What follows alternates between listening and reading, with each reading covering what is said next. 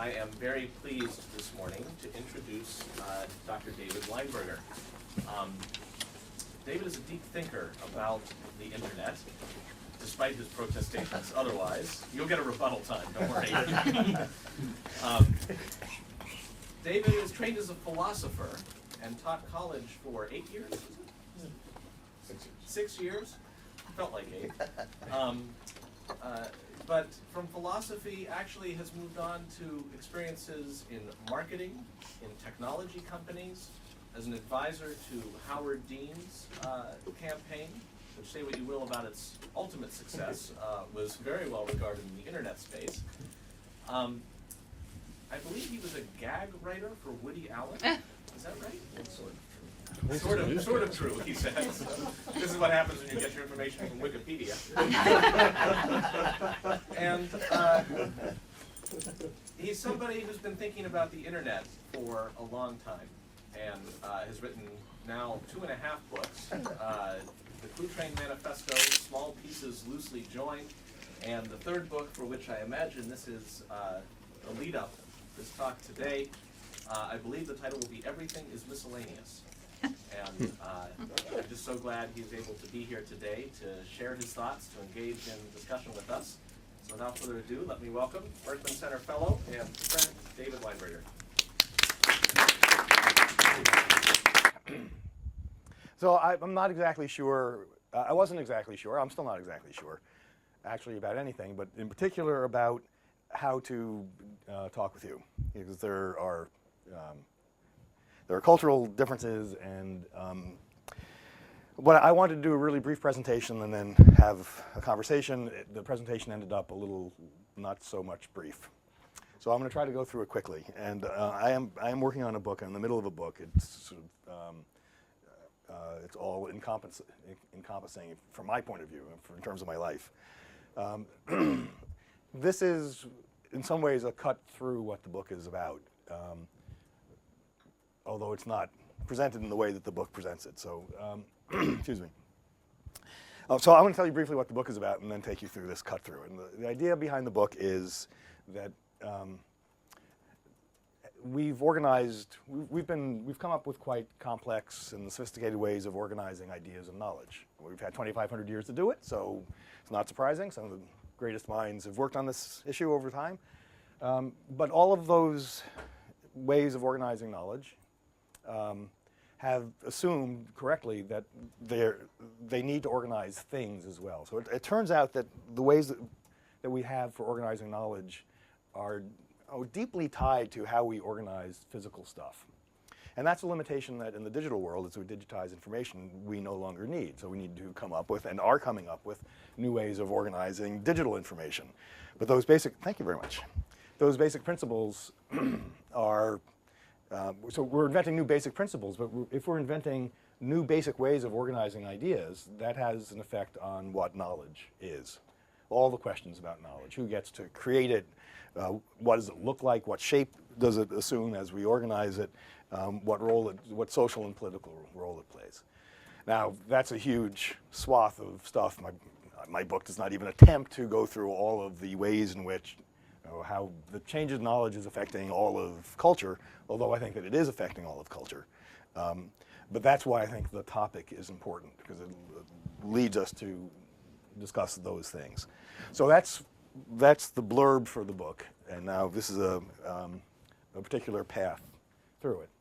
So it seems to me pretty clear, and you'll tell me if that's not the case, that we're in the middle of a culture war. And it's a messy culture war. It's being fought on many fronts. And people do, the sides are not entirely clearly drawn, but the sides are pretty clearly drawn. It's not perfect, nevertheless, it's pretty clear you're on one side or the other. And one of the latest, we've seen repeatedly this culture war come to, the two sides come to grips with one another. The latest is Google Print, which in the US has been generating from publishers and the Authors Guild a huge amount of hostility. You can tell the degree of fear that Google Print has engendered by the stupidity of the arguments against it. Some of the arguments are good.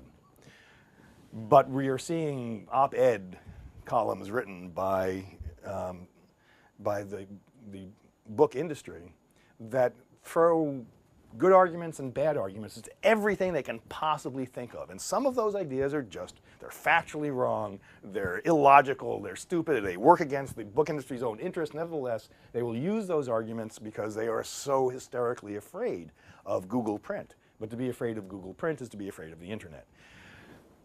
We are in a culture war that in which, as happens so frequently, as the two sides get more and more nervous, as they become more and more frightened, as it comes to a head, the two sides force each other into greater and greater stupidity as they argue against each other. So I think it's a very serious matter, and I don't know how it will turn out. Personally, I'm actually, from my point of view, I'm highly partisan in this battle, by the way. From my point of view, I'm not at all convinced that we, we're going to win. I think there's a better chance we're probably not going to win. We're going to lose. The internet will be, this will be the bright, shining period of the internet. I'm on the good side. I'm on the side of goodness and rightness and truth. Would that be Google? Yeah. Okay. I mean, the shorthand is internet openness. If you wanted to do sort of the simple weighing, if you weigh, and this is way too oversimplified, but that's why I'm saying it, if you weigh, for example, the rights of copyright holders, I'm a copyright holder, by the way, I'm a writer, versus the possibility of opening the world, giving worldwide access to the world of information and creative works, I am way on the side of to hell with the author's rights. Oh, well, is that controversial in this group? Yes. Okay. But maybe you're on the side of authors too. I'm sorry, say what? Maybe you're on the side of authors too. Maybe you can be both. Yes, I think ultimately I am. Yeah, I mean, that's the point. Yes, well, it's not quite the point, because if I had to choose, and I agree with you, I don't have to choose, but if I did have to choose between the rights of authors to maintain and profit from their works and the advance of culture by having access to those works, Sure. my first inclination will always be on the side of open access. Yeah.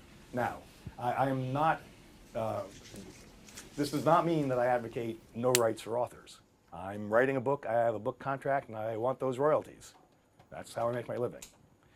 Nevertheless, that's why I say it's oversimplified. If you want to draw up lines, I am on that side. And this is obviously certainly something we can talk about. It's not the focus of my talk today, but one of the reasons. So I was an academic, as Jonathan mentioned, and taught philosophy. Actually, I think I studied philosophy longer than I taught. Now that I think of it. So once I stopped being an academic, I found it a great relief to be able to overstate. So I do occasionally overstate. I just want to. It's one of the great joys of irresponsible non-academic life. Excuse me. I am not contagious. Just probably. Hope not overstating. I actually am. I think I'm mildly contagious. So. Anybody like to drink from the same glass? Probably not. Yeah. Knowledge has a history. Are there philosophy experts? Oh God. Well, good enough. If you think, I already saw 4 hands go up. Maybe you are. So I'm about to ask what a philosophy expert is. I'm a dead man. So this will be somewhat familiar to you. This is the most oversimplified thing you will ever hear in your life. Knowledge has a history. The traditional place to start it, and with some justice, is back in the Agora of Athens, which currently is a little bit more like this, in which knowledge, as you know, arose from the question. Here we have a public debate. Anybody in the city-state can participate, so long as you're sort of a white property-owning man. So anybody can participate, and the affairs of the state were decided by deciding who was saying the truest thing, what was the opinion worthy of being believed, and that's the origins. That's why we cared about knowledge, because the fate of your children depended on it, whether they're going to live or die, whether they're going to go to war. It was highly embedded in the human context and human interests, human needs, which is something that we have gotten away from in the history of philosophy. So fairly consistently, and this is overstatement. Can I stop saying it's overstatement? I'm just so nervous talking in front of you. Going from the realm of craft, what we know how to do, and making political decisions, that was the realm of knowledge, to saying that what justified belief was logic or faith or math or the narrowest conceivable justification for true belief, which is something that even God couldn't fool you about. So you end up with Descartes. Now, certainly the case of Descartes after the Cogito built upon that entire world of justified true belief. Nevertheless, to have a culture that gets down to the point where the one thing that can be believed is the thing that even God couldn't fool you about is just a bizarre state of affairs. And while we're not, of course, we're not Cartesians, of course we still are Cartesians. So I want to point to 4 properties of knowledge that two of which mirror the real world, properties of the real world, and 2 of which mirror properties of the political world. And I will be very brief and overstate it. So the first is that we've assumed in the West that just as there is one reality that we all share, there's also one knowledge that we all share. Can't be many, there's one. And that's, of course, because of the connection between the known and the real, which goes back to the Greek belief that there is a single order that defines knowledge and defines the world. So one reality, one knowledge. Second is that we've assumed that ambiguity is a sign of weakness in your beliefs. So that because it's in the real world, things are not ambiguous. They are one thing and they are not the other. You can't be both. You are the thing that you are, you're not the thing that you're not. The most basic proposition of logic. So the real world is not ambiguous, we've assumed. So if your knowledge is ambiguous, it's a sign of weakness. Your knowledge has gone wrong. It's incomplete. Third property is that because what can be known is so vast, we need experts in particular fields, and we give them clipboards, and we accord them the power to filter what we're going to know, because nobody has time to re-examine the entire world, so we let experts decide, in the publishing industry, for example, in academics, do the filtering for us. And let us see a more narrow range of beliefs.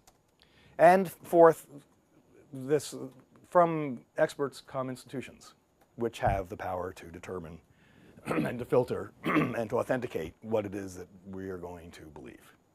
And so we get vast institutions that are built upon the notion that there's too much knowledge, there's too much to be known, we need experts, we need filters to drive out the ambiguity so that we can get to the one knowledge that is the same as the one world, as the one reality.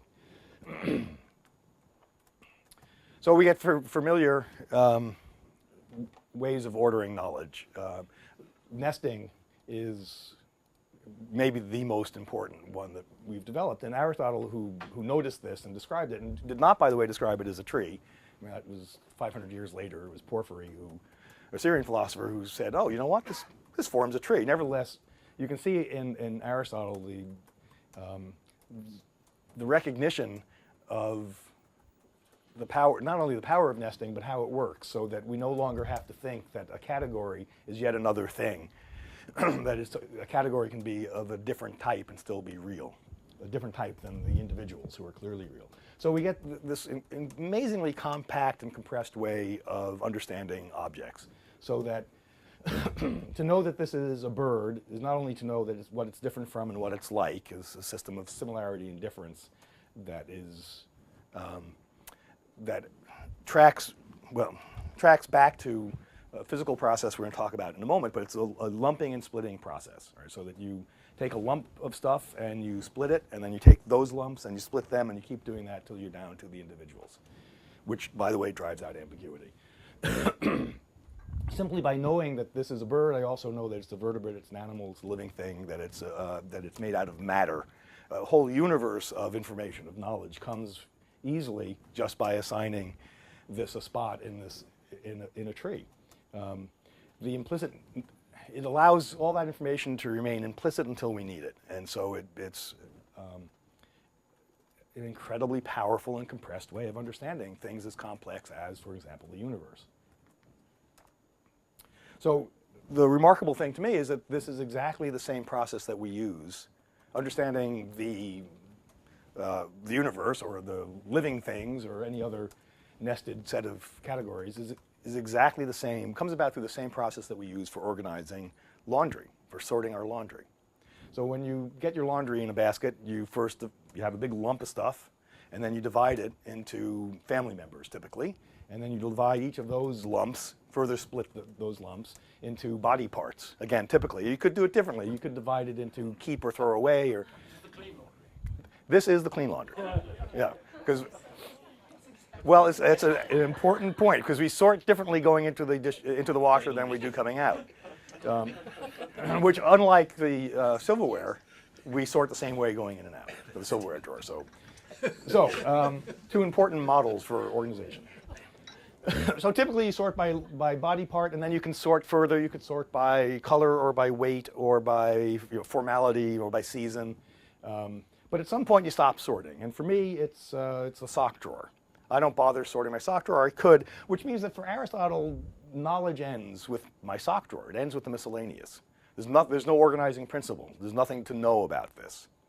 And what I want to maintain, and what actually the book is about, is that in the digital world, the miscellaneous becomes the most, most important category. It is the best strategy for managing information, is to leave it as miscellaneous as possible. But why is it that we would want to limit our organization of ideas, which are profoundly non-material, by the same principles by which we organize socks, which are profoundly material? It's a limitation that makes little sense. It makes absolute sense when organizing the representatives of knowledge, books, for example, because those are physical things. They have to go on a shelf one place or another.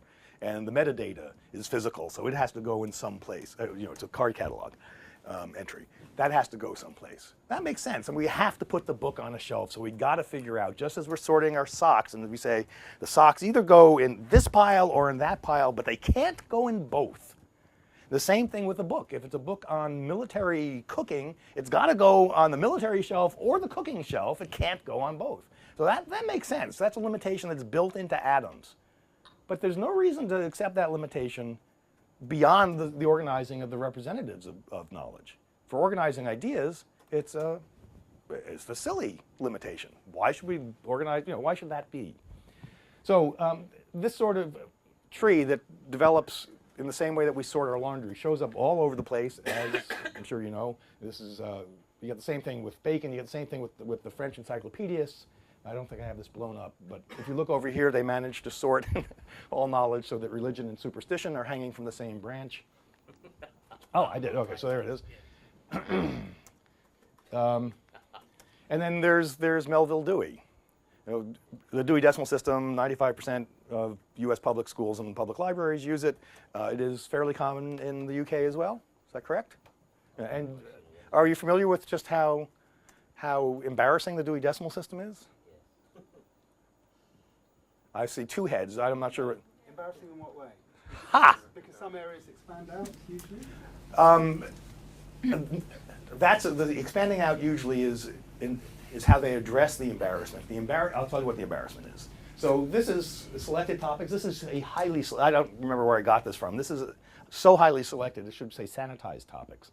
Dewey was a 21-year-old punk.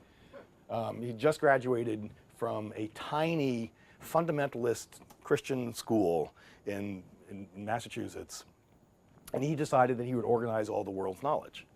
And as a result, inevitably, it reflects the point of view of a 21-year-old graduate of a tiny provincial college. Furthermore, he was one of these extreme rationalists. He was a spelling simplificationist, a proud tradition here as well. Melvil is how he shortened his first name until he got the job as a librarian at Columbia. He simplified Dewey to D-U-I, and then he decided that was just too odd, and he went back to a real spelling. This was a guy who He founded an organization to promote his library system, an organization to promote the metric system in the US, with no success, obviously, and a third one for spelling simplification, also with no success. The library one took off, though. He was such a rationalist.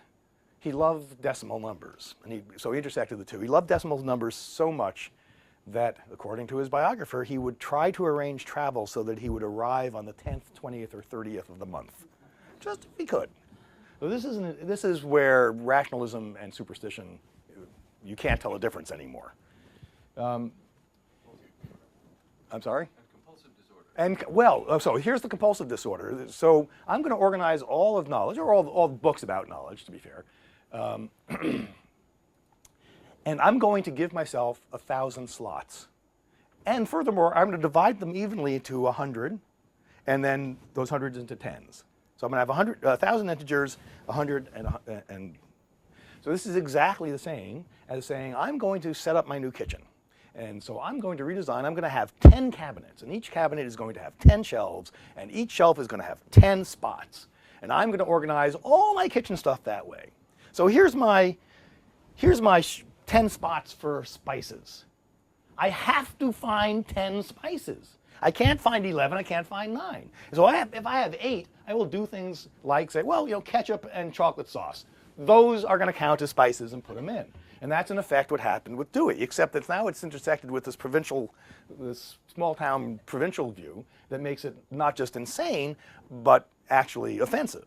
So in this selected topics under the 200s, we have, according to this, Bible, mythology, Buddhism, Christianity, other religions, and Judaism. Well, the truth is that of the 9 working top-level categories of 10 in the 200s, 8 of them are explicitly about Christianity. Jews do get their own integer. We get 296. 295 is Zoroastrianism. 297 is Islam and religions derived from it. And Buddhism is to the right of the decimal point. Buddhism does not even get an integer. So yeah, this is selected topics. This is a selected, filtered, sanitized version of it. So the question is why the OCLC that owns the Dewey Decimal System, they're librarians. These are the best people in the world. These are not small town provincial Christians who are trying to impose a Jesus-centered view on the world. These are librarians. They understand better than anybody the nature of pluralism and diversity. And so they do try to accommodate. So they end up having to expand to the right of the decimal point, but they don't like changing above the decimal point because it requires sending librarians out with razor blades to scrape the white ink off the back of the spines. And then as soon as they do that, so you sort of get things in a little better, not quite so embarrassing. You get them in better order, and then you will unleash a torrent of perpetual real culture war where the Sunnis and the Shiites can't agree if they're on equal levels. One should be a decimal point, one shouldn't be, and if they are, who should get the lower number indicating priority?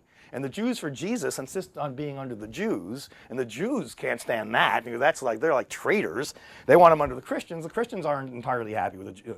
And the Scientologists insist on that they shouldn't be under whatever it is. And then the gender stuff. So it'll never. It's like having a domain name system that had semantics built, a hierarchical domain system that had semantics built into it. It cannot be resolved because we don't agree on how the world is organized. This is not a soluble problem. You can make it a little bit less embarrassing. I would like to see, for example, Chinese does not get an integer number in the languages section. Maybe that could be fixed just symbolically, but you will never ever. There's no possibility of getting the system that works because there isn't one. We don't agree. The problem is that all of these systems assume that there is a top-down view of knowledge, that there's a map of knowledge. And that is to assume that knowledge is the same as the real. There is a top-down view of the Earth. We're looking at part of it. There's not a top-down view of knowledge. So now we're in a position of we're digitizing everything, just about everything. I assume you agree that in a generation, basically everything is going to be online. And if not, enough will that we can call it everything by way of overstatement. So I think it's helpful to think about there being 3 orders of organization that play here. The first 2 are traditional. So this is the Berkman archive, which is the largest collection of historical photos in the US, 11 million photos. Bill Gates bought it about 5 years ago, and to his credit, he rescued it from Manhattan where it was melting. He moved it underground, 220 feet underground in the middle of Pennsylvania in a former limestone quarry. It's 2 main rooms. The back chamber, which is this one, is the stuff itself. So in the first order, you organize the objects, the books on the shelf, the photos in the filing cabinets. And at the Berkman, they've basically bought a whole bunch of collections over time. They just put the filing cabinets on carts and wheel them in. So there's a variety of different ways of organizing within these, chronologically, alphabetically. Doesn't matter. First order, you're ordering the stuff itself. Second order, you go into the front room and you take the metadata and you turn it into something physical, typically library card, and then you organize those, which has great advantages. You get a couple more ways of organizing, author, title, subject. You can't do much more than 3 because otherwise your card catalog then gets bigger than the library. So there is a limitation, but nevertheless there's some additional organization you can do with the second order. In the third order, everything is digital. The information is digital, the metadata is digital, and so you're freed of the constraints of the physical. You don't have to put a book on a shelf somewhere and then file one of the 3 card catalog cards. So what is it that this enables? And I think there are 4 principles of organization that change. I think there are actually more, but these are 4 major ones that change. So the first is that in the first 2 orders, in the real world, the pre-digital world, if you get an object, say you own a store and you get a new camera in, you have to decide where's the one place you're going to put that camera, because that's how atoms work. And so you put it under photographic equipment. If it's an electronics store, you will put it under as many different categories as possible. It's just totally to your advantage to do that. It's the advantage of your users to do that.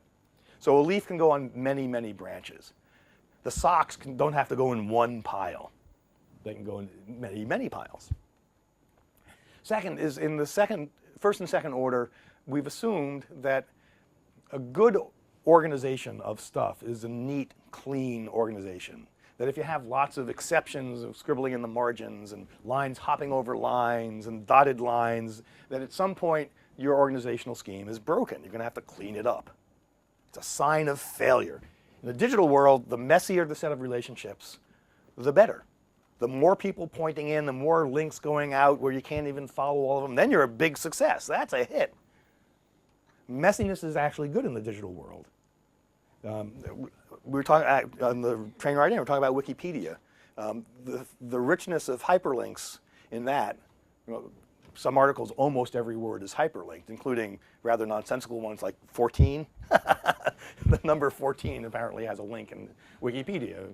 Every year has a link. Makes it an incredibly messy but fertile ground. Third is that in the real world, if you go into a clothing store, most of a clothing store is noise because it's stuff that doesn't fit you. Only a tiny percentage of it is actually interesting to you. But if you try to rectify that weakness of the real world by going through with a cart and pulling out everything that fits you, just randomly, not randomly, but whatever it is that fits you, you try to make a pile of, so you can browse rationally, you'll be thrown out of the store. They won't let you do that because the people who own the information or the stuff own the organization of the stuff in the first 2 orders. But in the third, you better not do that. Users increasingly expect that they will be able to control the organization of the information. So in this case, this is Newegg. It's they sell electronic equipment online, and you go there and look for cameras, and they will show you their preferred order. So they're pushing the Canon. Excuse me. They're pushing this particular model and a couple others, and that's fine. They can, that's interesting. But they also allow users, as very typical, to say, well, no, I don't care about what you want to show me. I want to see Sonys that are over 4 megapixels and cost under whatever. And so they will show you, let you organize their information in a way that makes sense for you. And we are beginning to take this for granted, as we should. But it's actually a fairly significant shift. It becomes especially significant in the realm of the media, where I'm about to digress briefly. Sorry. Well, you don't even know that. I'm not digressing. I am exactly on track. But even that choice is controlled by the owner of information because they only give you certain things to select on. Yes. I might want to search for cameras with red, white, and blue cases, and I can't do that. And in a more miscellaneous world, you should be able to. And so this is a parametric search in which they choose, it's based on their database. This is what they're tracking. They also don't allow you to search. They allow reviews. Newegg is very good about that. They don't let you search by reviews. You look at Amazon, and it's actually, it has such a wide variety of ways of searching. I mean, they're very aggressive about trying to enable this. Nevertheless, what you are allowed to search on is on somebody's site is going to be determined by them. So in the world of the media, you run across journalists frequently who are concerned that bloggers are becoming reporters, and they're concerned because for any of the obvious reasons that bloggers will just be bad reporters and will take over reporting and will have degraded news, or that bloggers will become good reporters and the reporters will be out of work. I think that actually misses the point about the change that has already happened. The change that's already happened is, I don't know if citizen journalists are going to be, I mean, I just don't know. It's a tough question. But I do know that the editorial function of newspapers, that is deciding what the order of the stories is, has already moved on to the web. So for many of us, I believe, we're already reading the mainstream news through the web. I mean, I do read newspapers, but I also spend more time online than I do reading newspapers, and I will constantly either get an email or read a weblog that says, oh, here's something interesting. The New York Times says today, and I think it's a load of crap, or it's a brilliant, whatever it is. So I'm getting news conditioned and filtered through a set of a social network that is determining, for me, a different order than what the New York Times thinks is the lead story. Did you notice today in a small article, that is a very typical sort of email or weblog entry, that is a subversion of the ability of the newspaper to control the organization of the news. And that's only going to, I mean, that has already happened, and that's the thing that newspapers most pride themselves on. Even more than the accuracy of their reporting, it's on their editorial judgment, and they have, I believe, already lost control of that on the internet. The organization of the information no longer belongs to the owner of the information. And fourth, among these principles, users or contributors to this data. This is very straightforward, I think. An easy example is when you upload your digital photos, they're given default names that are without meaning. As we get tens of thousands of photos on our hard drives, as we will, or at Flickr or wherever, these names get in the way. So that uploading the 30,000th picture of, maybe it's of Ant Flo, and it's DSC 102,000 is functionally the same thing as throwing it out, because you're never ever going to find it again. So this is a problem that we have to resolve. Ben Schneiderman at University of Maryland had this idea a few years ago that's been implemented successfully lots of places now. Sorry, the computer is thinking, which is, there you go. The computer is now thinking ahead. So you post the photos from a conference, and you invite people, attendees or more, to go and to the site. They browse, they see themselves, they type in their name, they notice that it's a friend, they type in that person's name, and so you distribute this onerous task of metadata creation across many people, and you give them actually an egotistical reason, because they're doing ego surfing. They want to find pictures of themselves, and this work gets done. So this is a simple example of users becoming contributors, but we know that there's many, many other examples, starting with Amazon reviews, Amazon lists. And I'm going to talk about tagging in a minute. The result of this, I think, is that we're finding less need for trees. I mean, trees will never go away. Trees of knowledge are an extraordinarily useful way of organizing information, but trying to come up with the tree, I think, will go away if it hasn't already. Plus, they are not the only way that we'll organize. That loose clusters of information will be more common and more useful. In fact, instead of thinking about how we organize knowledge by thinking about how we can construct the right tree with the right categories that's comprehensive and neat, I think a better strategy that we're seeing applied more and more frequently is, no, just build a big pile of leaves. And these leaves are the objects, and they have to have lots and lots of metadata attached to them. Instead, which we'll talk about in a second. So instead of filtering on the way in, you allow people to filter on the way out. So you include as much as you possibly can. The expert who is a filter in this model is maybe excluding stuff that somebody would find of value for some reason. Filtering becomes a negative in this model. Because you are able, thanks to the miracle of computers, we're able to filter very effectively, to sort and organize instantly. And so we can filter on the way out. So here's an unhelpful example I haven't tried in public before. So you tell me how unhelpful this is. If this is misleading, just slap me down. When I was in college and we lived in the communal house, college. We had a whole pile of silverware. And because it was, for whatever reason, you wash the silverware and you just dump it into the silverware drawer. It didn't have dividers. You don't filter on the way in. You just dump it all in because it was easier to just filter on the way out. You want to set the table, so you pick out just riffle through, you pick out the fork and the spoon. As I got older and more married, and, I'm actually entirely married, I guess, at this point. We filter on the way in. We take the silverware gets bundled into, it's just like the washing machine problem. It gets dumped into the dishwasher, unsorted. We wash it, and then we carefully filter it on the way out, which makes for some efficiency in setting the table. Because we filter on the way in, so we don't have to filter, I'm not sure it's a net gain. I think it's more of a sense of security more than anything else. But in the digital world, there's very little sense in filtering on the way in.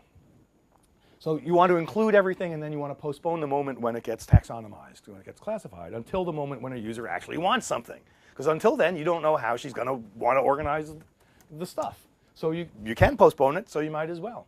The real world, in the library, you can't postpone it because you have to put the book somewhere. You can't have a pile of 100,000 books. You'll never find anything. Digitally, don't have to. So the sorts of information that you're going to attach to things are things like this. So take a book as an example. Because if you don't have a lot of, this is your point about wanting to search for red, white, and blue cases.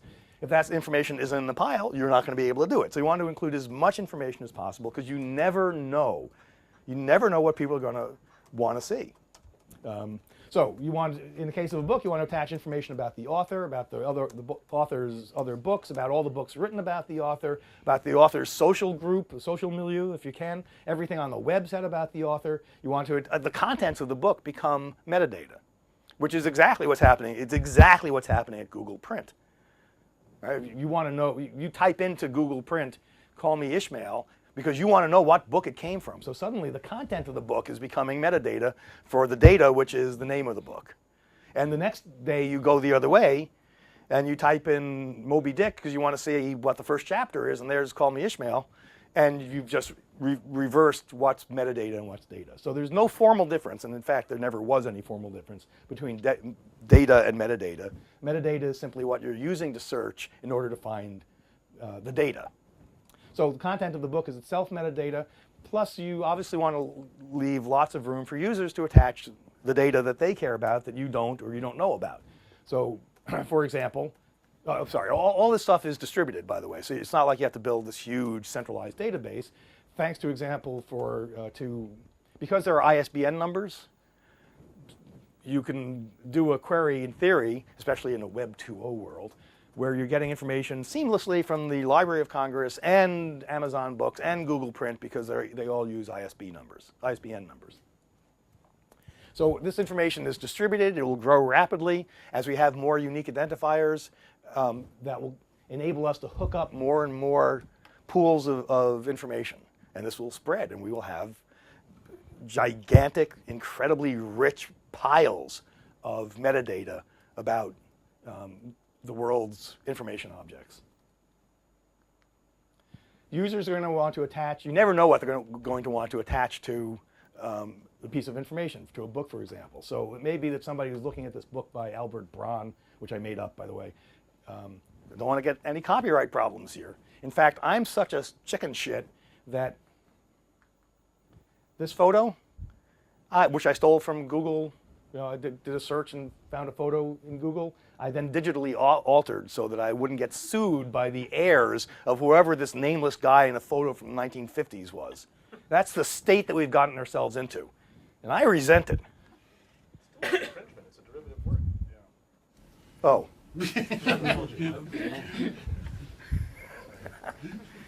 This is why it's so much better not to be a lawyer.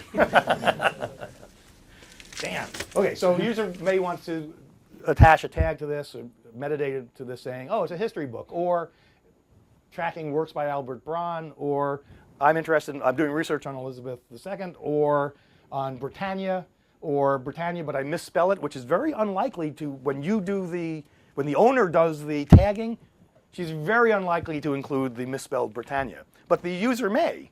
And so when searching for the information, another user who misspells or mistypes actually is going to find this now. So it's actually useful. So somebody else, this may be an example of the evils of colonialism, or maybe on the list of the most boring books ever read, or by Uncle Al. So you can't predict what the users are going to do. So how many of you are familiar with Delicious?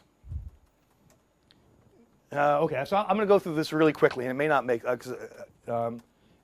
I may go too quickly for it to make sense, but you'll stop me. So this is Delicious. You can now get there rather than typing this hideous but clever URL. You can just go to delicious.com. It's a bookmarking site. So if you're Katrina, you get a free page. This is your free page there where you can post the web addresses of pages you want to remember and go back to. It's a bookmarking site. When you post it, you can also add a tag or 2 or 3 or 4. So this is Katrina's page. I picked her, I don't know who she is. She has 314 items. You see the list of items of URLs on the left. On the right are the list of tags that she's used. So one of her tags is robotics. You can click on robotics, and she can click on robotics and see all of the pages that she has tagged with robotics. So this is like a foldering system she can use. So this is sort of interesting, sort of useful, actually not very interesting. But here's a page that she bookmarked as robotics. It tells us there are 13 other people who have done so, who have bookmarked this page, so we can see who they are. So maybe she does. And she notices that one of the people there is Stu Spivak. And she says, oh, I keep running into pages that Stu Spivak have bookmarked. He and I must be thinking about things, be interested in the same things. She can go to his page and see other things that he's bookmarked. She can subscribe to his set of bookmarks through RSS. She can become Stu Spivak's friend. It's actually pretty interesting that we're now getting semantic friendships, that the relationships are springing up around shared tags. And why not? I mean, that's a pretty powerful indicator. So more importantly, you can go to Delicious and ask to see all the pages anybody at Delicious has tagged with the word robotics, which is like having everybody at Delicious do your research for you if you're interested in robotics. So I subscribe to the taxonomy tag. I find stuff I would never, ever have found. I can subscribe to this in an RSS way as well. I can get it in my aggregator, and then you can go to a site like Technorati, which pulls together all the pages and photos that have been tagged as, in this case, robotics, by people at Delicious and other Delicious-like sites, such as Furl, and its photographic sites like Flickr. So they're acting as a tag aggregator. You can find lots of interesting stuff here. This is a way of pulling together this dispersion of tags. At Technorati and at Delicious and Flickr, they suggest related tags, and these are algorithmically derived. In case of Technorati, they're actually pretty good at it. So for robotics, they suggest these set of tags, robot technology, and so forth. So now you can expand, because one of the problems is that tags are not a controlled vocabulary. What one person tags robotics, another person might tag hardware or AI or technology. So you need the software to begin to pull together some of this dispersal of meaning. So we have 3 things going on here in this tag world. The first is that we have a set of meanings, a set of tags. The meanings may be different, same word, different meanings for different people, which is an interesting computing challenge. Second is that we have a whole bunch of web resources, web pages and photos and the like. And the third is that we have people who may cluster around a particular tag, but may not. They're spread out all over. So I know that the right thing to do is to take this and then to show you this, which is this. In other words, let me simplify this for you. We have an intersection of tagged meanings of people and of pages. But this is actually the misleading picture. This one is the accurate one, because what's essential, I think, is the messiness of this arrangement.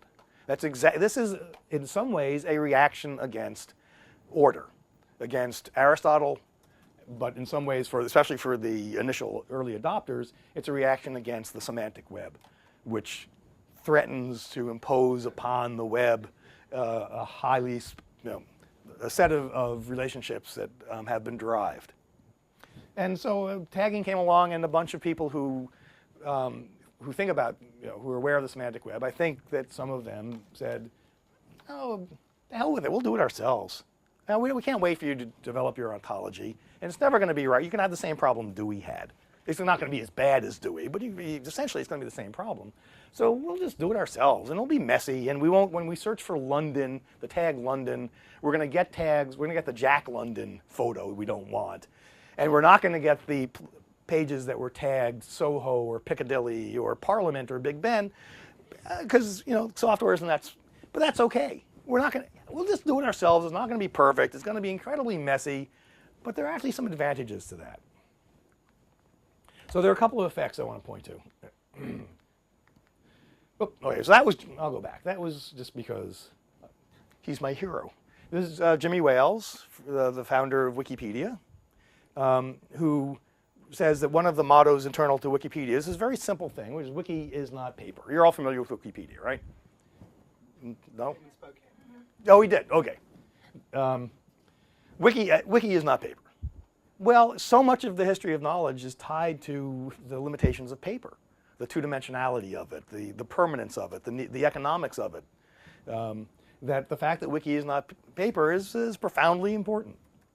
And I'm a huge fan of Wikipedia and think that it is profoundly important as well. So one of the things that happens that you can see at Wikipedia is how the digitizing of knowledge is changing what constitutes a topic. At the Encyclopedia Britannica, 32 volumes, 65,000 topics.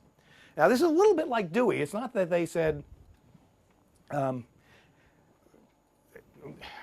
don't they have 33 volumes? They don't have 30, because it's too expensive. Paper is just expensive and tough to produce, and filtering the information to get it on paper. So they have 65,000 topics because that's what fits in 32 volumes. And they have 32 volumes because 32 is about right, and 64 is too many, too expensive. So we filter our topics to fit into those number of volumes. And we don't have that limitation at Wikipedia, of course. And so you get topics like the deep-fried Mars bar, which is not of huge, it's not the Peloponnesian War. It's pretty certain that this is not going to make it into the Encyclopedia Britannica, but it's something that was of interest to somebody, of enough interest that he or she wrote it, other people edited it, and it's there. One of my favorites, the heavy metal umlaut page. Do you know this page? This is the history of the use of umlauts in heavy metal bands, in which you will find the toughest one apparently is Spinal Tap to talk about, because there's no font in the world that has umlauts over the N. So it was actually a challenge for everybody. So again, this is actually a pretty good article. In terms of scholarly standards, this one's been worked on. It's pretty good. Does it cover other diacritical marks? No, that's a separate entry, of course. You've got a lot of work to do. Oh yeah, look, number 4. And different styles of media. No, look down. Are they using diacritics? Okay, it does. I'm sorry. Last read. Yeah. Would you link to it? So apparently there must have been some discussion over whether that merited its own article or not. So it was one of the imponderables. Yes. So if you were the proverbial person from Mars and you wanted to know what humans were interested in, if you went to, where would you send somebody? The Britannica? Or would you send them? I would send them to Wikipedia. 800,000. There are 800,000 so far entries just in the English language version. Wikipedia has the Martian market. Well, and anthropologically, though, it is going to be an amazing resource. If this keeps up for decades, it'll be an amazing resource, and we were talking about this earlier as well, if only because of the discussion of topics. There's discussion pages, which are just fascinating in many cases. So being able to go back, this is Jonathan's example, so being able to go back, if we had Wikipedia in the 1950s in the US, being able to see the discussion around the segregation page, you would learn so much about what the unexpressed assumptions were of the time. Anyway, so Wikipedia is a wonderful expression of human interests, because that's what drives the pages. It's what we're interested in, and of course much of it's trivial because, you know, we're not all thinking about the Peloponnesian War all the time. So this is a weblog. You are familiar with weblogs. This is Doc Searles, a very well-known weblog. And all that I want to point out about weblogs, I am very happy to talk about them at length, is the obvious thing, which is the extent to which a weblog has links. So Doc's page, he has a couple hundred people in his blog roll, other people he recommends. Every day, almost every entry is a link to somebody else talking about it, referring you to it, recommending it, or arguing with it. This place, it's just lousy with links. And in every case, each of these links is Doc or the blogger telling us to go away. So it's a little act of selflessness. So I'm glad you're here. I'm glad you're interested in what I have to say. But here's something that I think you will find interesting. Please go there, which is a totally unexceptional thing to do. That's how the web got built. Without links, there's no web. So this is at the very basis of what the web is about. Bloggers do it all the time without even thinking. The only reason this is interesting is that in the commercial world, commercial sites are terrified of this. They think they succeed by keeping you on their site. They don't like giving you ways to, they talk about sticky eyeballs. You know, that's how they succeed, by sticking your eyeballs to the page. The most disgusting and demeaning way of talking about your readers or your customers, but it's commonplace, at least in the US. So here we have little acts of generosity by a blogger, which is what builds blogging. It's why blogging is not essentially writing columns. It's not another form of media in that sense. It's a form of conversation. So here's another page that. Say what? Isn't that a medium? Conversation. It's not. I'm sorry. It's not another medium like the mass media. There's another discussion to be had about whether the web is a medium at all, but we can have that later. I think it's actually better to understand it as a coherent world, but that's another talk. So is any medium. Say what? So is any medium a coherent world? Well, it depends who you ask. Okay. And for many people, medium is something through which information is sent to be reconstituted at the other end, which is not essentially, and that's the objection I have to the use of the word medium when applied to the web. Good. So so here's another page. This happens to be mass media. That looks a lot like a weblog, looks a lot like Doc's page because it's got lots and lots of blue underlined text. And I don't mean to pick on the New York Times when they're down, but you know, this is the mass media, if anything is, and the authority. This is the paper of record. Nevertheless, of all of this blue underlined text, only 4 of them lead outside of the New York Times, and all 4 of those are ads. So the hilarious thing is that, at least in the US, the mass media's general take on weblogs is that it's, well, webloggers are this self-involved group of self-referential people who never get beyond their own circle and they just reinforce their own beliefs and this endless, you know, this is what a narcissistic page looks like. And weblogs are not. Weblogs are constantly, have the confidence to constantly send you out into the world of conversation. There's at least a little bit of irony in this. So nevertheless, it's the New York Times. They're generally, despite some current exceptions, they're generally quite reliable and believable. Why should you believe either Wikipedia or Doc Searles? I mean, they're both good guys, but why would you believe them? And I think the answer is you shouldn't, not them in particular, but any one blogger. Now, this is an overheated claim, but I'm going to make it. I'm going to make it bravely and then run from it as soon as you object.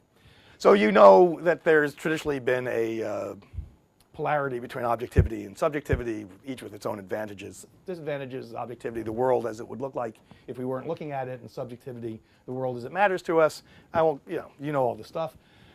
I think we're in a position, we actually have something new. And I think genuinely new. We've always known that there are millions, if not billions, of different subjective points of view around the world, based on people's situation and personal upbringing and so forth. Well, that's obviously still the case, but now we have a means, a medium, if you will, by which people who have different subjective points of view are able to talk with one another. And there are all sorts of limitations. There are digital divides. There's the inability to talk with people who radically disagree with you. There are language restrictions, nevertheless, in a way that we have never, ever. I mean, the world before this, basically, you had to have a pen pal to be able to do this. Now there's nothing simpler than going on the web, finding a point of view that you agree with, that you disagree with a lot or a little bit, and engaging in some form of conversation with that subjectivity. So the subjectivities now, the media sometimes look at weblogs and see 20 million, because we think that's how many weblogs there are, so 20 million subjectivities, each shouting from a rooftop in an adolescent way about what they had for breakfast and how they love their cats and how much high school sucks. And that's what it is. It's sort of people declaring it's the world of Ayn Rand, teenage objectivists.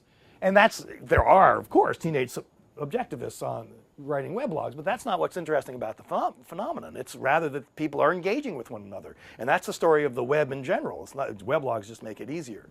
So now we have these 20 million subjectivities in weblogs who are engaged with other people in conversation. Not as widely as we would like, et cetera, nevertheless. That's new. We've never had subjectivity engaged that way, the possibility of connecting subjectivities.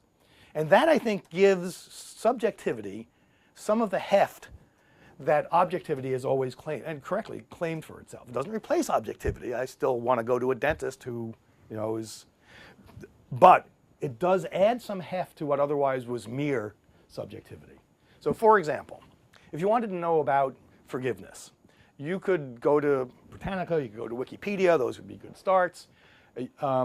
Or you could look up forgiveness in a blog index and start following some links. You might find there's a friend of mine, an e-friend, Acma, who's a theologian at a tiny seminary who wrote a couple years ago some pretty good stuff about forgiveness from his point of view. And in typical form, people linked back and said, that's interesting, but here's how it looks to me. I'm a Muslim. Here's, Jews disagree. Well, Jews always disagree, so no news there. But here's how it looks to me as a Jew. I agree with this, I disagree with that. Here's how I reflect on it. And you could follow this web of links forever. You'd never come to the end of it. And in doing so, you would get multiply subjective points of view, some learned, some stupid, about this topic. And from that, you would get you would overcome some of the limitations of Britannica. You would lose some of what the Britannica offers, but you'd overcome some of its limitations.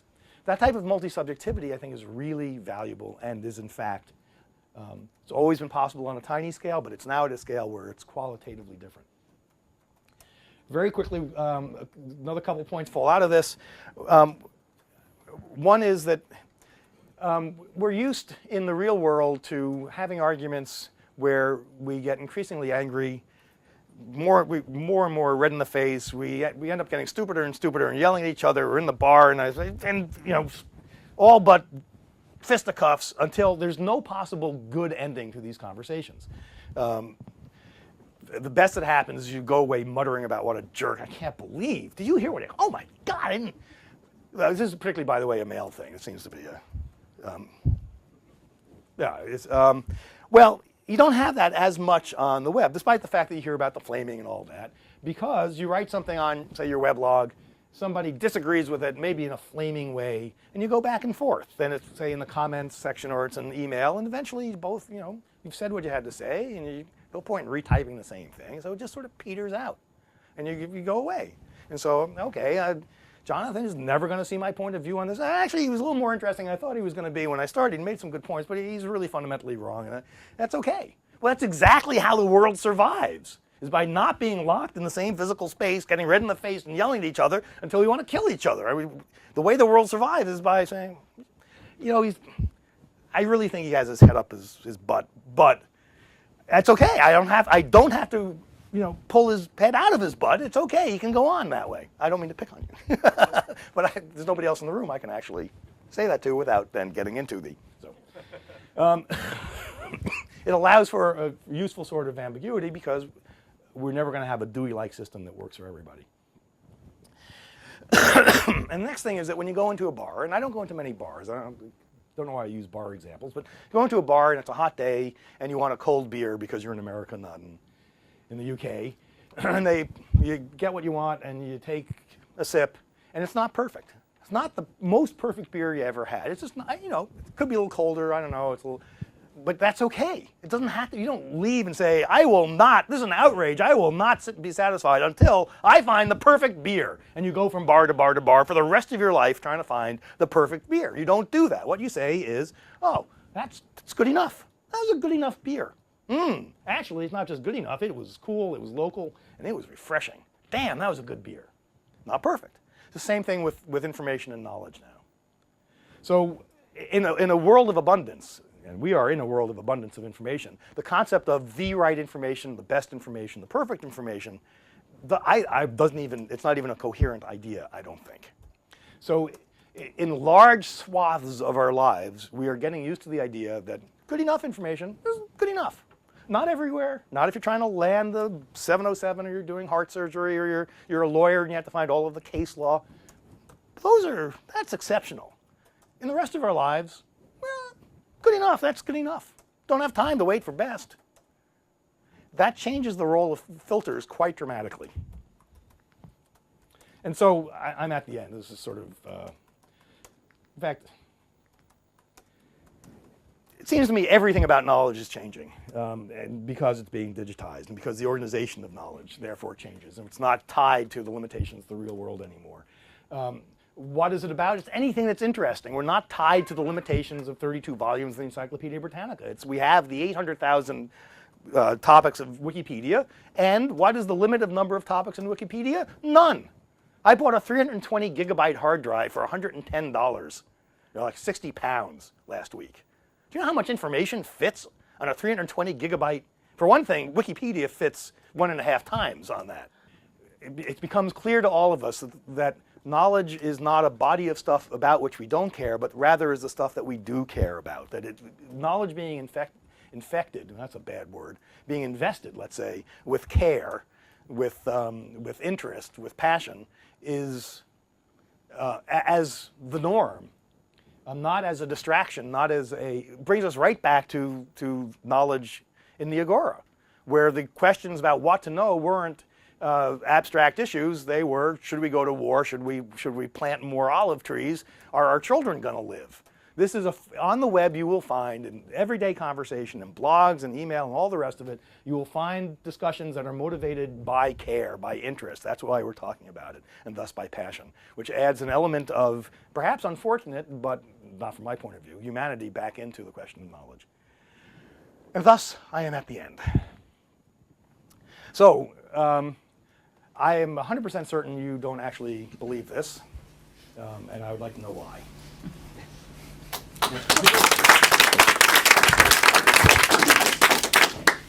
We do. Okay then. Yes. Could I contradict you? Not only do we believe yes, it, and then you can we know it to be correct. Because we've been doing the same kind of analysis and research and what have you, and have come to exactly the same conclusions as you have, and some more as well, which I don't want to try and push that for a moment. Tell us who we is. I'm John Dixon, this is Will Dixon. We run what we describe as a privately funded research organisation, which means that I've got my house to pay for what we're doing. But we've been working in this field, the whole field described by a speaker for many, many years, starting out with an earlier interest in what was then called electronic publishing, and looking at the consequences of the digitisation of all information as a view of what electronic publishing actually consisted of. I just wanted to pick up a couple of points. I could give you some wonderful examples, but if I might just, because I enjoy it, this multiple subjectivities. Yeah. In Birmingham, there's a lot of public art, including a famous or infamous statue known as the Iron Man. And there was a survey conducted among the public about their attitude toward this public art, and they were asked, among other things, to say which one they liked the most and which one they hated the most. And the Iron Man came top of both polls.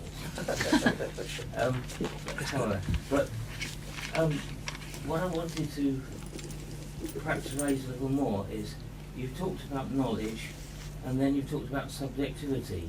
you talked about objectivity, an objective view of the real world, and then you're talking about multiple subjectivities, and I think somewhere in all that, you're making a different definition of what I think of as knowledge, and it's actually needs a lot of clarification.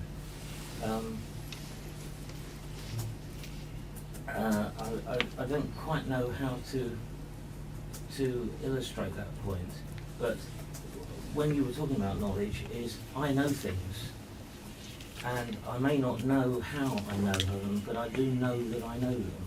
But my beliefs are subject to something quite different. They're things that I believe on the basis of opinion, subjectivity, and what have you. I know certain things on basis of processes which I've gone through to acquire knowledge and to verify that knowledge as being objectively true, whatever that might mean. And I think that what you pointed at is that there are a tremendous number of mechanisms for looking at all this kind of thing, but unless you make that real distinction between the objective view of what you're talking about and the subjective view, then you finish up with all sorts of paradoxes which actually come out of that. It's a hard issue for me because I don't want to get caught up in a debate about what the word knowledge means. I'm happy to stipulate however somebody wants to define it. If they want to define knowledge as what is justified true belief, or justification consists of acceptance by a body, an authoritative body, or a body of experts, that's fine. Whatever, and that stuff is useful. I mean, will always be useful. So I don't want to, on the one hand, I don't want to get pulled into a discussion of definitions, because it's just definitions. On the other hand, there's a substantial point, which is what stuff do we believe and why do we believe it? Is that changing? How should it change? And those are real issues, and they're very, very hard issues to sort out. And part of what I want to take the coward's way out. I think, because I think it's well, the coward's way out is to say, look, there's a broad range of ways of knowing, of what we might call knowledge. It ranges from this to that to this to that to this over here. What we're seeing is an erasing of what look like firm lines. Yeah, they're really getting smudged now.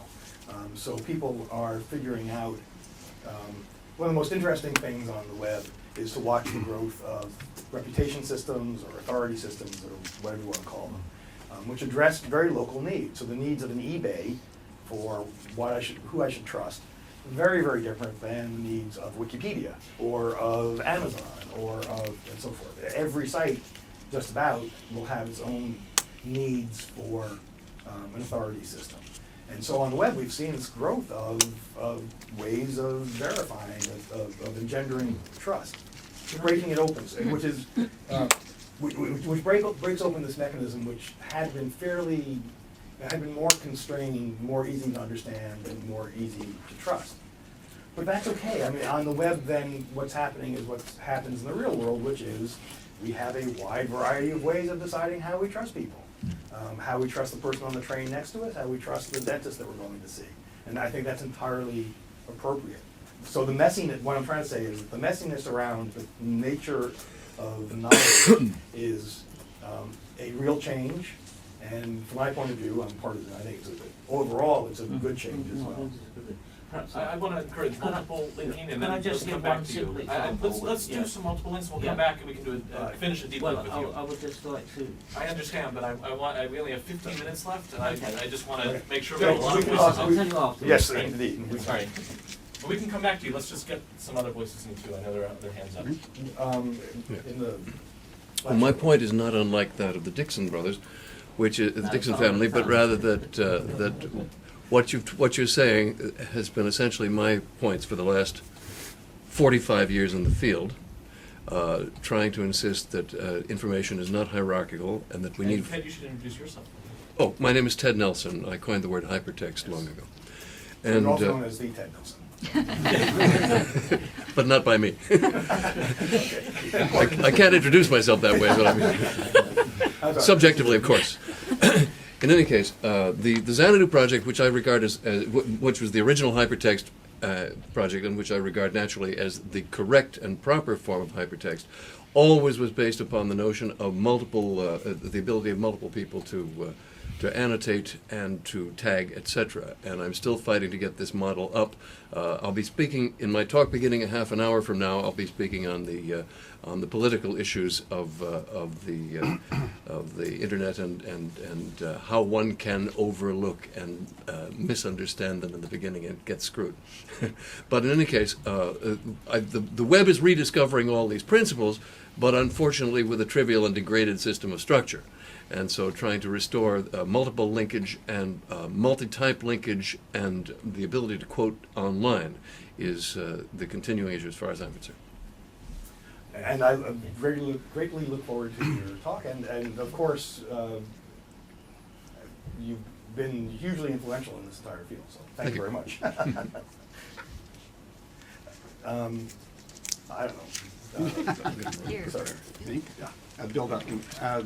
I would take issue with the degree that you're quite technologically deterministic, I think, because, I mean, your silverware example is very revealing. I mean, there are people who like to order their silverware, and there are other people who will throw it in one drawer. And doesn't the web and the internet allow either person to organize the world the way they like it? I mean, I could put everything in a spreadsheet if I wish, or I could put it in a blog with many links. I mean, it's quite malleable and flexible. I don't need to.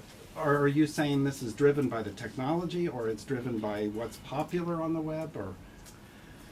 What you're saying is completely true, of course, and there are people who use and in particular, if you run into original nethead founders and users, in my experience, a high percentage of them view the internet primarily as a research tool, and whereas I view it primarily as a connective tool, as a human to human, and they're aware of that, but to them, it's a distributed library. And it's impossible to say to them, no, you're wrong. It's not. Of course, it is also a distributed library, and it is also the way in which it's a phone system. That's the nature of the open internet. However, so there are uses of. I'm sorry. I'm going to flounder for a moment because what I'm saying is essentially false. I can't help it. It's what I believe. There are uses of the internet that are more characteristic of it than others. So if I am using the internet as a basic sort of client-server architecture for doing personnel database stuff, and it's more convenient and great, that's wonderful, but it's not transformative. So I pick out, and this is where my own interests totally cloud my view of the phenomenon.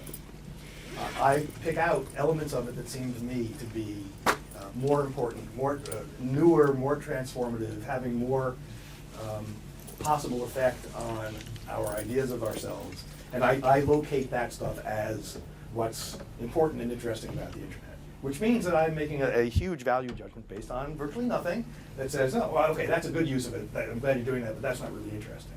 So that is absolutely, so it's not so much technological determinism as a short-sighted, self-involved blinkering effect on my part. I do think there is something to technological determinism too, though, that is to say that our stuff does affect who we are and how we think about ourselves. But that's short of saying, and therefore we can predict in a deterministic way, and there's no escaping that effect. So I'm sort of wishy-washy on that. You said we've never seen this before with blogs. I think we have one very good model for this in everyday life, and that is the letter pages of newspapers.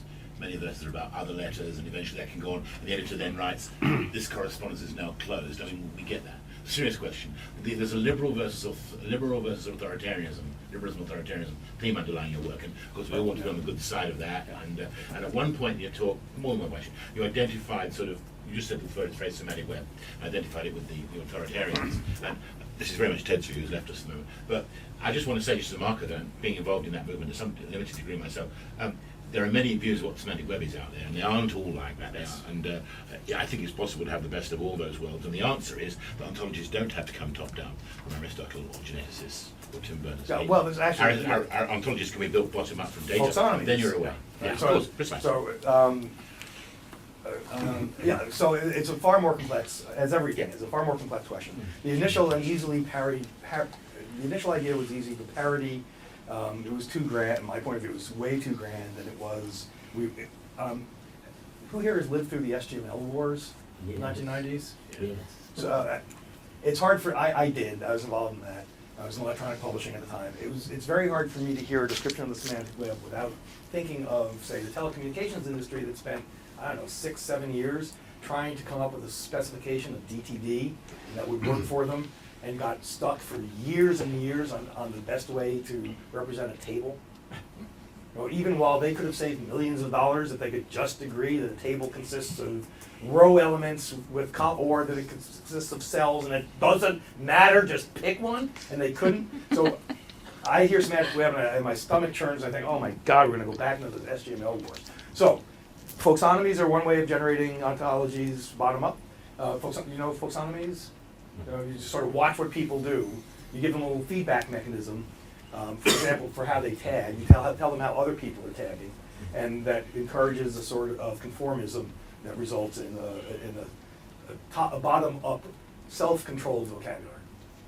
It's also entirely possible within an organization, for example, for them to specify an ontology, or for them to specify a controlled vocabulary for tags, or a syntax. They say that whenever you talk about a place, here's how we do it in Big Co. We say, you want to tag something, we tag it USA.California.Los Angeles. That's how we do it. There's nothing wrong with that. You know, that'll simplify life a lot. And if Flickr decides to do the same thing, we'll see how it works. The marketplace will decide. So, yes, the semantic web is one, it provides a solution, just that the only question is the extent to which it was at least initially going to be designed by experts, and it was going to solve the problems for us, which I don't, in most fields, I don't much believe in. I don't know. Who has the best question? See, this is Pick mess one. versus order. Start at the back and move forward. Yes, you in that, sir. Just a couple of things, and I don't really understand, but in terms of scale and in terms of anonymity, they seem to be two things. I mean, a lot of what you talked about, the sort of the deliciousness of the world, and on Wikipedia, you seem to get your actionable sort of Greek agora knowledge through a certain amount of scale. You get people, that changes the quality of what you're getting. But within an organisation, which is sort of where I work, how do you get that sort of scale without the politics of he's my boss? I want to say something open. There's quite a lot of behavioural stuff that you might have to do. There's no generic answer to that. It depends how big an asshole your boss is, and I just don't know that. So, I'm sorry, am I allowed to say asshole? Arsehole, I guess. Want to make sure I get that right. Yeah, on the American side. So there's no general answer to it. One hopes, as a technological determinist, that things like email and wikis will help to democratize the workplace. We have seen that happen in some places. Doesn't mean it will happen in all. It's pretty widely true in the U.S. for email. That email, you can send email across the organization in a way that you definitely cannot send memos. In terms of, there's a different sense of scale, which is having 3 people who are tagging probably isn't enough to give you the mass of data you need in order to start getting interesting information out of it. So maybe it's not going to work in a very small organization or a medium one, or potentially you tag in a way that crosses the firewall. That's another political issue. I'm sorry, that's back in front. So that would be you, yes, sir. Getting back to the idea of scale, you had a previous slide called effects, and I'm interested in network effects. And does the value of a system that relies on tagging increase the more users are tagging? And is there a threat of getting beyond the usefulness Well, this is Just the by issue, having yeah. this mass of tags that all of a sudden just aren't useful. Yeah, this is the big question, for which I think there are some hope, there may be some hope. So, on the one hand, if there are not enough taggers, you don't have enough tags. On the other hand, if there are too many, then you start getting tags. One of the most popular tags at Delicious is blogs. It's not very helpful. So what do you do with, or words that are in different languages, same words and same homonyms, I guess, same set of letters that mean different things in different languages, or place names that there are 53 Parises and so forth. So there is a sweet spot for being able to disambiguate enough and have enough information. And then there's this scaling issue beyond. So it's not clear what we're going to do when we get to the scaling issue beyond, but there's a whole bunch of things you can do.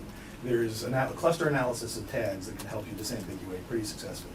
But if you go to Flickr and you search on Capri, if you want to see the island of Capri, you'll see a whole bunch of, see that and a whole bunch of Ford Capris, that car. But they have algorithmically figured out, they let you choose the island Capri or the car Capri. And it's surprisingly accurate. They're not analyzing the picture, they're just analyzing the tag clusters. Likewise, it may well be that if we knew who created the tag, which right now generally we don't, at Flickr you do, I'm sorry. At Delicious you do.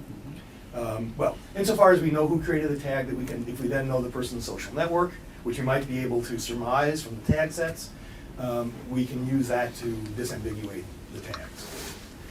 There's lots of computational research that can be done on this. It's apparently a really interesting computer problem, especially if you're aiming at getting a good enough solution.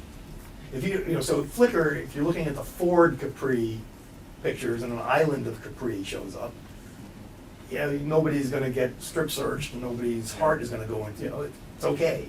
So as long as good enough is good enough, then we well may be able to keep up with the scaling problem.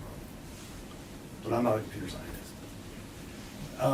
You are further in the back. Okay, all the way in the back. Just a question. I'm speaking up a little bit for hierarchies and ontologies, because if you allow the idea that the web welcomes and encourages multiple and somewhat incommensurable hierarchies, you might get a much more interesting scenario. I mean, just think about Wikipedia, for example, which I suspect at some point faces a kind of scaling problem or a depth problem. If you're organizing a really good chemistry encyclopedia or a really good wine encyclopedia, you're going to use the ontologies of those disciplines. And in a sense, the web enables you to embrace and to, so if you're writing the bit about the chemistry of wine, you take them together. And in a sense, then it's not one. It's not a duodecimal problem, it's a multiple problem. And I would love to disagree with you, but I profoundly agree with you, and I should have made this clear. So imagine the picture of leaves here.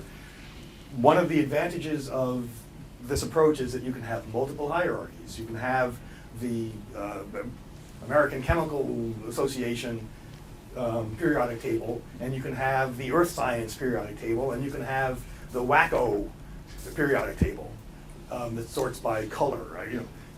So it supports all of those. The value is not in having a big pile of leaves that's unsorted. The value is that rather than having to constrain the information in the pile ahead of time, you can instead maximize the potential of all the information that's in the pile by. So absolutely, and I assume that in the future, near future, people will make a living creating taxonomies of various sorts, ontologies, hierarchies, you name it, whatever works. This fellow's been waiting since the very beginning. But he's in front. Yeah, I should have sat at the back. So I worry with your good enough statement, and I'm sure you've considered it, because you're kind of opening this massive can of worms when you talk about knowledge, which is that you're importing the idea of standards, context in which you're saying it's good enough, and also intentions of what you're trying to do in that context. And my worry is really with your talk, you're talking, there's a sort of implicit point that social filtering is always better than editorial judgment, and I know it's like a whole kind of big like sort of yay techno trip sort of thing, and Flickr's great and Delicious is great and so on, but I mean your examples I think are just quite weak, because you talk about beer and like my standards for beer are pretty low. I don't really care very much about beer, but if I'm at the moment, for example, big debate in the UK, do we go for nuclear power? My standards for what's good enough and my intentions of when I do it are important, And the standards, so, you know, what sort of, I don't want to go for something like weak reliabilism here, but where do I know that I think has the standards that I want to meet? And also say, you know, do you know the intention of the people involved? And I know I'm not trying to say that the mainstream media or existing media are any better on this. We all know that, you know, if you look at, I read Fox News alongside The Guardian, and you can quickly see the differences, but, you know, I was wondering where this comes into it, because it seems like there's, as some of the comments have shown, and you're admitting, there's a much more nuanced sort of, you know, field of mix of hierarchies and social filtering and so on. The extent to which the standards and intentions become important, I think, you know, you didn't really address. Can I throw into that, because I think it ties in with a couple of the questions. Is where you said right at the beginning, the old model involved the importance of experts being authorised by institutions. And I guess it comes back to that, which is where do you see the role of institutions in a future that's bottom-up? Right. And I think that ties in with a couple of the other questions. So I have a very easy and straightforward answer for you, sir, which is I don't know. I just don't know, and it's institution by institution. And for I mean, it's, you know, it's a great question.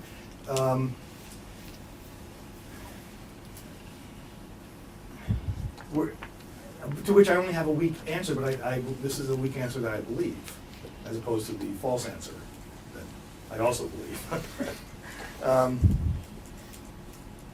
This is why the question of transparency, why the word transparency keeps coming up in discussions, particularly around blogging and journalism. And that, the blogging and journalism question is only interesting because it's a touchstone, not because it's an actual issue. I actually think in many ways it's a phony issue, but the fact that it is a place where this question gets asked most directly. And transparency keeps coming up because my assumption is that in order to evaluate what constitutes good enough, you exactly need to know, in a way that depends upon the situation, how reliable the source is, and the way to decide upon the reliability of the source depends at least a bit upon knowing what that source's stance is, which we get to some degree by insisting on a greater transparency than we have now.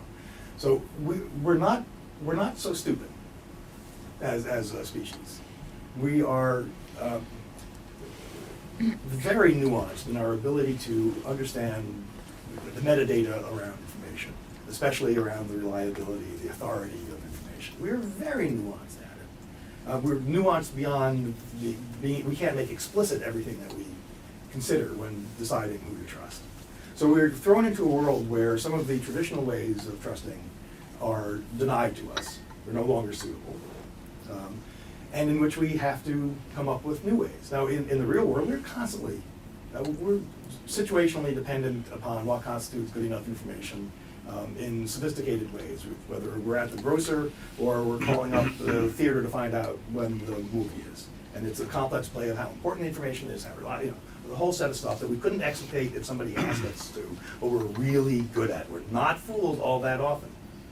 And we're seeing the same thing now.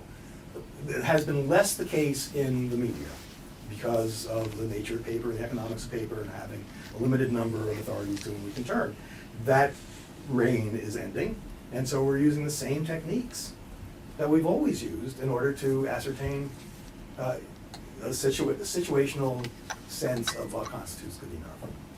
And so there is, I don't know what to call it, I mean, there's maybe an anthropology to be written, which we profoundly don't need, but there's one to be written that carefully goes through web mechanisms, web forums, looking at what constitutes trust, knowledge, and authority at Amazon and eBay, at an email from people we don't know, and spam, and everything you can think of. And there's going to be slightly different.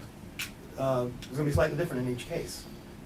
I'm not so worried about that because in the real world, we are, as I say, nuanced and sophisticated at it. We're not so foolish. We're not fooled that often.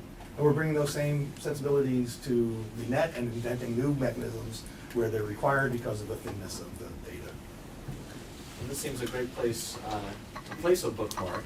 It actually substantively brings us to a stage where you've demonstrated some areas where the web and the internet have unleashed incredible and unanticipated power from distributed masses, but also ways in which, we're going to need a 2.0 at some point, that these folksonomies can be not just can get messy, the lead piles can get too deep, but they can be subverted. That once the power of it is known and audiences are actually being driven by Delicious and by Flickr, you know, Walmart's going to start putting in photos of Walmart that are happy photos of Walmart that swamp Walmart protests, so that when you type Walmart into Flickr, you don't see the protests. And I hear your suggestion, well, that is 2.0, and we're going to have to find a way to deal with it.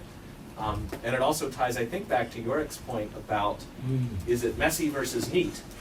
Or is it liberal versus authoritarian? Because I think of something like Wikipedia. You began with the tyranny of Dewey, and how we're all sort of subjected to it when we walk into a library that solely uses that system to sort its cards. But it's funny that however tight that hierarchy, the library is still quite ecumenical, and I have any number of books in it from any number of sources.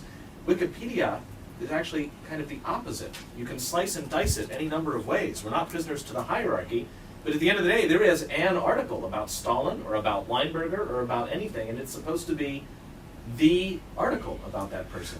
And that's fascinating, and I think possibly still what we aspire to, that if we only had Delicious and Flickr and everybody can write their own articles about Stalin and we'll just index them so you can read 1,000 of them and get multi-subjectivity. No, there's still some desire to come together and say, no, this is the canonical article in Wikipedia about Stalin. And it's just wonderful to see those things in juxtaposition. So anyway, we should, it tees up nicely TED's talk, and people should feel free to stick around for phase 2 after a brief intermission. There might even be some tea still out there. But David, this is just a wonderful talk. Thank you so much for coming out here.